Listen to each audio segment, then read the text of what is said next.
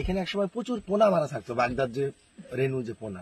জোয়ার হচ্ছে তো আমাদের এইখানে ওই একটা পাগলাটে একটা ছেলে এনে বাড়ি খুব অত্যাচার করতো, তখন এখানে এনে রাখছিল।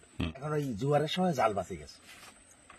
এখন ওই চরে কেবল পানি উঠছে নিচের চরে, ও জাল বাঁচছে, বাইতে বাইতে বাঘ আসছে পিছনে। ও তো দেখেনি, পাগল মানুষ। বাঘও লাভ দিতে ও জাল খেমন দিয়েছে, তো এরকম নিচু হয়ে একটু জাল টানতে হয়। যেই নিচু হয়েছে বাঘ মাথার উপর দিকে জালের উপরে গিয়ে পড়ছে।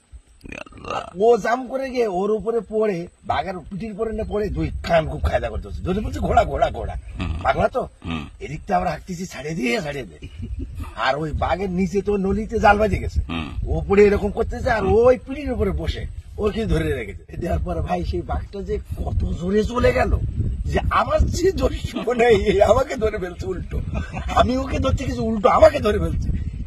যাচ্ছে মনে করেন সুন্দরবন ছিঁড়ে চলে যাচ্ছে, শব্দ পাচ্ছে এত ধরে।